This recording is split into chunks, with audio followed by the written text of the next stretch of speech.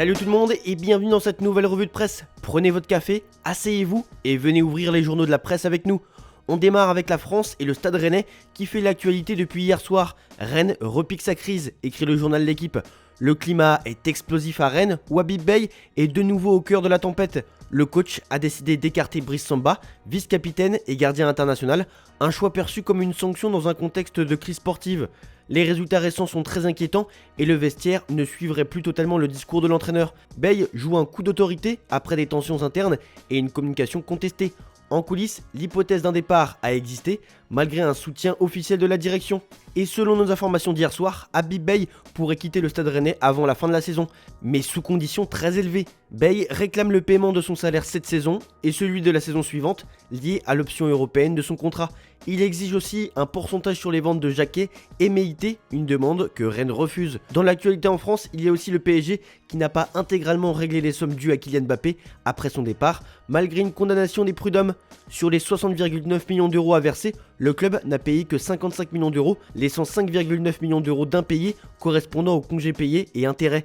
Mbappé a donc mandaté un huissier pour exiger le paiement sous 8 jours, sous peine de saisie. Le PSG se réserve le droit de faire appel, mais reste soumis à l'exécution provisoire du jugement. C'est la deuxième décision judiciaire favorable aux joueurs dans ce dossier. À l'OM, à l'approche du classique contre Paris, la concurrence est relancée dans les buts de l'OM entre Geronimo Rulli et Geoffrey Delange. Titulaire depuis son arrivée, l'Argentin paie des performances récentes en baisse malgré son expérience et son rôle clé dans le jeu au pied cher à De Zerbi. Plus classique et plus sûr sur sa ligne, Delange affiche un bilan quasi parfait lors de ses apparitions cette saison. En ce qui concerne le résultat d'hier, le LOSC s'est montré incapable de marquer contre Metz. Ils ont pourtant la troisième meilleure attaque du championnat avec 36 buts, derrière le PSG et l'OM, mais ça n'a pas suffi. Et ils étaient pourtant face à la pire défense de Ligue 1, 46 buts encaissés. Un début d'année délicat, il faudra se remettre à gagner car Lille, 5ème, a des concurrents qui arrivent à pleine vitesse derrière. Partons en Espagne désormais, Rodrigo subit un nouveau coup dur avec une tendinose aux ischio-jambiers de la jambe droite, ce qui l'éloignera des terrains pendant une dizaine de jours, le privant de sa titularisation prévue à Mestalla et quasiment du match contre la Real Sociedad. Depuis la Supercoupe, il enchaîne les pépins physiques, jouant souvent diminué et accumulant peu de minutes, seulement 35% de celles possibles cette saison et 3 buts inscrits. Son retour en forme, après une période difficile de 32 matchs sans marquer, avait commencé à se concrétiser avec 4 titularisations consécutives avant cette blessure. Cette pause forcée lui permettra toutefois de se rétablir et de préparer physiquement la phase décisive de la saison.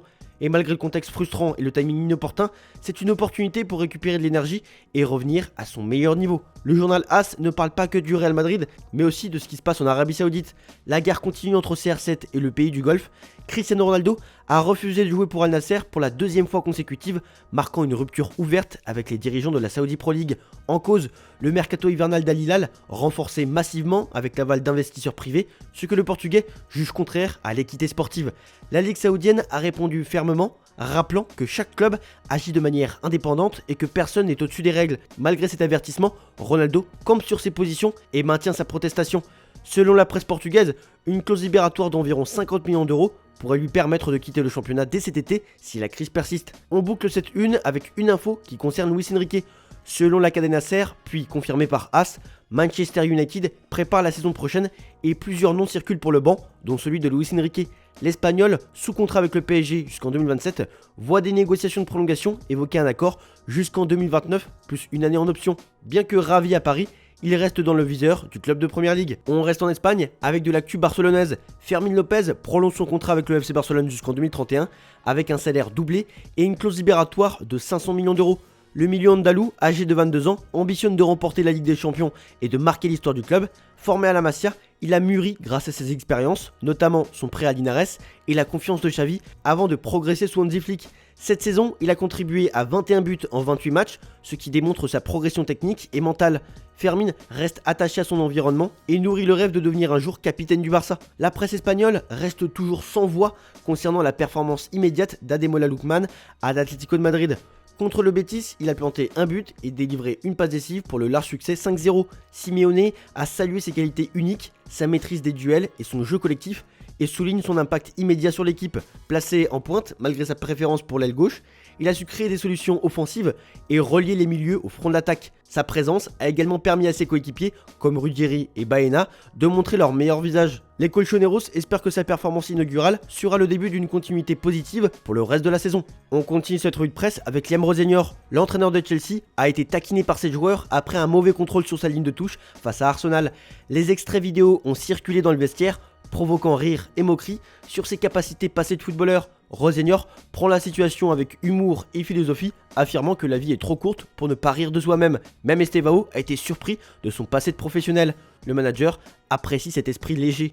Et la personnalité de Rosenior ne laisse pas insensible. Selon le Mirror, il impressionne les fans par sa passion, son autorité et son intelligence lors d'un événement avec les supporters et les légendes du club.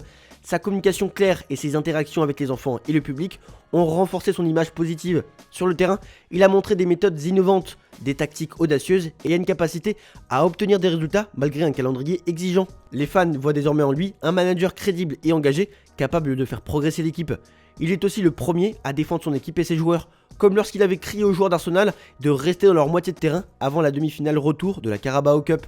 Mikel Arteta a présenté ses excuses à Liam Rosenior après les critiques de l'entraîneur sur le comportement des joueurs d'Arsenal lors de l'échauffement. Arteta a souligné que c'était l'opinion de Rosenior et que tout le monde devait être respecté, précisant que ce genre d'intervention est courant dans le football. On termine cette revue de presse avec Pep Guardiola qui a affirmé qu'il ne se laisserait pas réduire au silence après ses propos sur les conflits mondiaux, défendant sa liberté d'expression face aux critiques. Le conseil représentatif juif de Manchester a affirmé que Guardiola devrait s'en tenir au football à la suite de son discours passionné sur les guerres à Gaza, en Ukraine et au Soudan. Le manager de Manchester City a insisté sur la condamnation de toutes les violences sans hiérarchiser les victimes. Sur le terrain, il continue de montrer sa méthode et son exigence, célébrant sobrement les succès de son équipe. Malgré ses 3 Ligues des Champions et titres majeurs, Guardiola reste en quête d'une compréhension profonde du football.